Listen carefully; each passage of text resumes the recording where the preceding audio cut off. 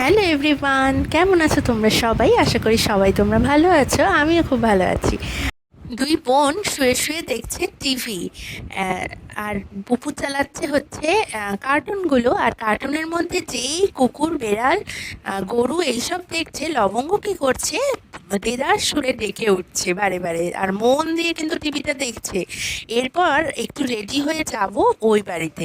তার কারণ হচ্ছে আজকে চড়ক মেলা, মমো যাবে আমাদের সাথে, তাই ওকে নেব, নিয়ে একটু মার সাথে গল্প টল্প করে তারপরে যাব। আজকে যেহেতু পড়াশোনা নেই, পুপুর ছুটি নিয়েছে আমার থেকে, তাই জন্য একটু ও বাড়ি যাবো, গিয়ে তারপরে হেঁটে হেঁটে আসবো, সবটাই শেয়ার করবো তোমাদের সাথে। চলো চলো তাড়াতাড়ি করে রেডি হয়ে নিই, রেডি হয়ে নিয়ে চলে যাই ও বাড়িতে।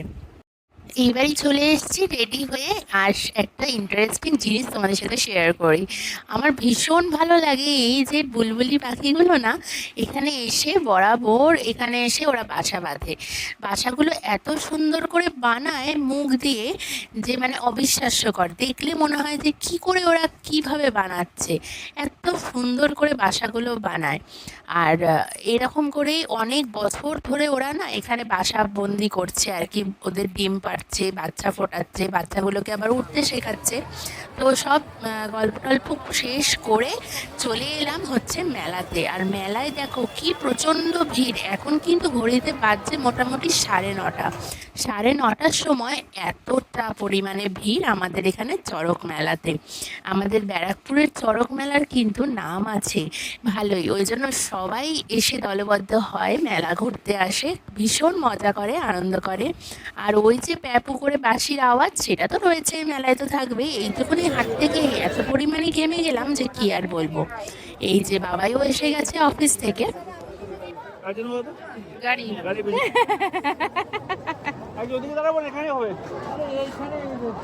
কত ঘোরাবো।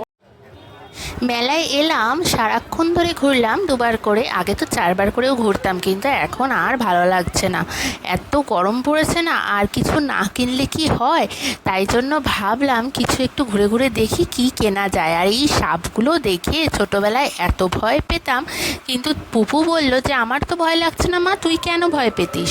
ওই তো এখনকার বাচ্চারা কিন্তু বহু স্মার্ট। আর এই যে বাড়ি চলে এলাম একটুখানি ঘুরে, আর ওই যে বোতলগুলো দেখছিলাম মাটির জিনিসগুলো, তো সেইখান থেকে একটা বোতল, দুটো বোতল কিনে নিয়েছি। এরকম মাটির বোতলে খাওয়ার খুব শখ ছিল, তাই জন্য। শুভ সকাল সবাইকে। আজকে শুভ নববর্ষ, বছরের প্রথম দিনটা সবার খুব ভালো কাটুক। আর এখন বেরাচ্ছি একটুখানি, আর বেরিয়ে দেখলাম যে তিনজনের রেড কালারের জিনিসপত্র পরে ফেলেছি, কিন্তু একদম প্ল্যানিং করা কিন্তু ছিল না।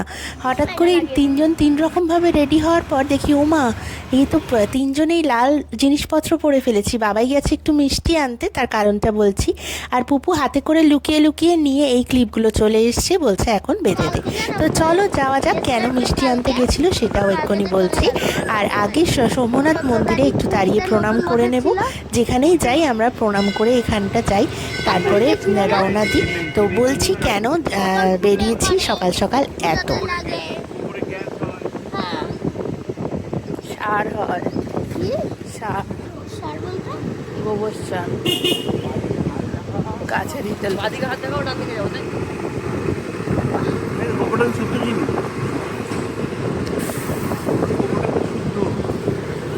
না, গোমাতা তো সহ্য হবে না। আজকে এখানটা এত ফাঁকা লাগছে না, সেই ওই করোনার টাইমে একদিন বেরিয়েছিলাম ওই রকম লাগছে।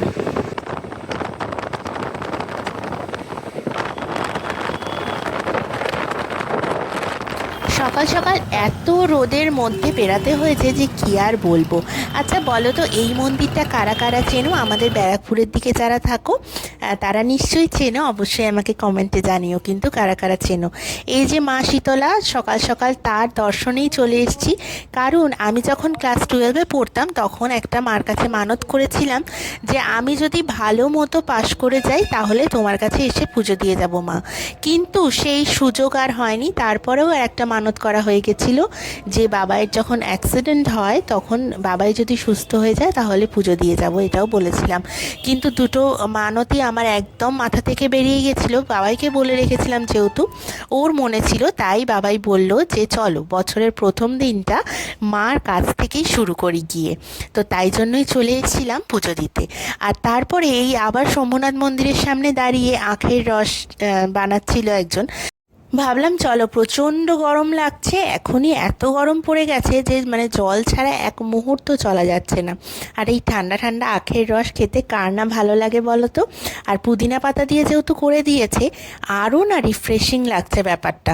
তাই জন্য পুপু কোনো দিন খায়নি আখের রস এর আগে, তো ও খেয়ে বলছিল যে মা দারুণ খেতে। এখন বিকেল হয়ে গেছে আর বিকেলবেলা সবাই মিলে 5 জন মিলেই বেরিয়ে পড়েছি। একটু আজকে যেহেতু নববর্ষ ওই জন্য ভাবলাম হালখাতার ব্যাপারগুলোও থাকে। আর এখন এসছি পেট্রোল পাম্পে তেল ভরতে। আর দেখো সব জায়গায় কিন্তু এখন মেয়েরা রয়েছে না, এটা দেখেও ভীষণ ভালো লাগে। একটা মেয়ে এখন পেট্রোল পাম্পে জব করছে, এটা দেখে এতটা ভালো লাগে যে কি বলবো। গাড়ির গলা শুকিয়ে গেছিলো বলে তেল ভরা তো কমপ্লিট হয়ে গেছে, কিন্তু আমাদেরও একটু গলা শুকিয়ে গেছে, তাই ভাবলাম গাড়ির তেলটা ভরে নিয়ে যাই একটু চা খেতে। একটু বাইরে বেরিয়ে চাটা না খেলে না বেশ ভালো লাগে না, তাই না? আর কাদের সাথে দেখা হয়েছে বলো তো, এই যে ছোটো মাদের সাথে দেখা হয়ে গেছে।